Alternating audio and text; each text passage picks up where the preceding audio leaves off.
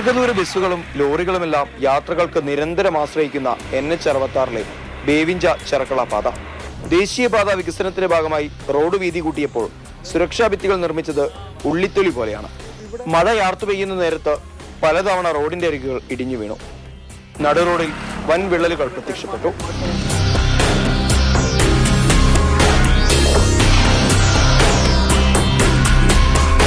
ഇരുട്ടുകൊണ്ട് ദ്വാരമടയ്ക്കാനായിരുന്നു നിർമ്മാണ കമ്പനിയായ മേഘ കൺസ്ട്രക്ഷൻസിന്റെ ശ്രമം.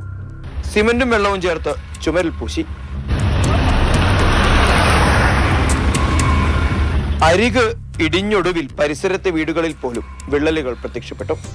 പൈലിംഗ് നടത്തി ഭൂഗർഭ പൈപ്പുകൾ സ്ഥാപിച്ചതോടെ വിള്ളലുകൾ വീണ്ടും വർദ്ധിച്ചു. അതുപോലെ എൻ്റെ വീട് അവർ ഈ റോഡടിക്കുന്നത് കൊണ്ട് മുഴുവൻ വീട് ക്രാക്ക് കൊണ്ടിട്ടുണ്ട്. അതുപോലെ തന്നെ വരാന്തയിൽ വരെ എത്തിയിട്ടുണ്ട്. അവിടെ ഉള്ളുണ്ട്. ഒരു പ്രായം ആദ്യം ഉള്ളുണ്ടായപ്പം അവർ ഈ ഇതേപോലെ ഗ്രൗട്ട് അടിച്ചിടാൻ വിട്ടത്. പിന്നെ ഞങ്ങൾ അഡ്വക്കേറ്റ് നോക്കാതെ DLS പോയതിന് ശേഷം ചെറിയൊരു വാള് ഞങ്ങൾക്ക് അവിടെ സേഫ്റ്റി വാളിട്ട് ഉണ്ടാക്കിയിട്ടുണ്ട്. അതിന് ശേഷം വീട്ടിൽ ക്രാക്ക് വന്നിട്ടുണ്ട്. വഴി നടക്കാൻ പോലും സ്വാതന്ത്ര്യമില്ലാത്ത അവസ്ഥ.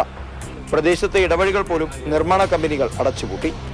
വിദ്യാർത്ഥികളും വൃദ്ധരുമടക്കം വഴി നടക്കുന്നത് ഏതു നേരവും ചെരിഞ്ഞു വീഴാവുന്ന ഇരുമ്പ് പാലത്തിലൂടെ.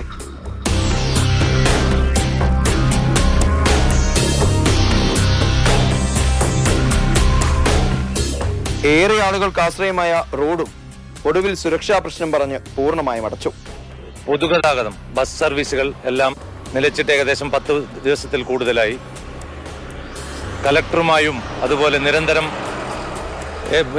CI പോലീസ് ഉദ്യോഗസ്ഥരുമായി ബന്ധപ്പെട്ടപ്പോൾ നമുക്ക് ഒരു തൃപ്തിയായ ഒരു മറുപടി ഇതുവരെ ലഭിച്ചിട്ടില്ല. ഗതാഗതം പുനഃസ്ഥാപിച്ചിട്ടില്ല.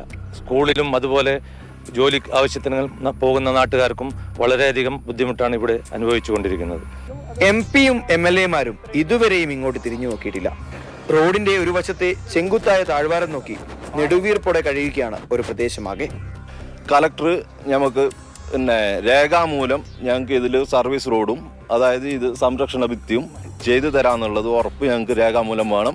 ഇല്ലെങ്കിൽ ഞങ്ങൾ സമരം ചെയ്യുക തന്നെയും. ഇവിടെ ഒരു വർക്ക് ഞങ്ങൾ എടുക്കാൻ സമ്മതിക്കൂല, അത് ഉറപ്പാണ്. ഇനി ഇവർ ഞങ്ങളെ കൊണ്ടുവന്നിട്ട് എൻ്റെ വീട്ടിലെല്ലാവരും വരും.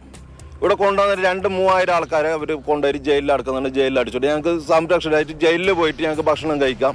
ഞങ്ങൾ മരിക്കൊന്നുമില്ല. മണ്ണ് വീണിട്ട് മരിക്കൂലല്ലോ. ജയിലിൽ ഞങ്ങൾക്ക് സംരക്ഷണമുണ്ട്. ഞങ്ങൾ ജയിലിൽ പോയിട്ട് അവിടെ ഇരുന്നിട്ട് ഞങ്ങൾ ഇരുന്നോളാം. ഭയപ്പാടോടെ ജീവിക്കുന്ന ഈ ജനതയുടെ പ്രതിസന്ധികൾക്ക് പരിഹാരം കാണേണ്ടത് ഭരണകൂടത്തിന്റെ ചുമതലയാണ്. ഷിരൂരിലും കാർവാറിലുമായി NH-66 പലതവണ അപകടങ്ങൾ ആവർത്തിക്കുമ്പോഴും കാസർകോട്ടെ അപകട സാധ്യതകളെക്കുറിച്ച് ആരും പഠിക്കുന്നില്ല. സിമന്റും വെള്ളവും കൂട്ടിക്കുഴച്ച് ഈ ചുമരുകൾ ഇങ്ങനെ നിലനിർത്താനാണോ അധികാരി വർഗത്തിന്റെ ശ്രമം? ചെർക്കളയിൽ നിന്നും വിനോദ് മൊറോഴയ്ക്കൊപ്പം സാരംഗ് സുരേഷ്, മാതൃഭൂമി ന്യൂസ്.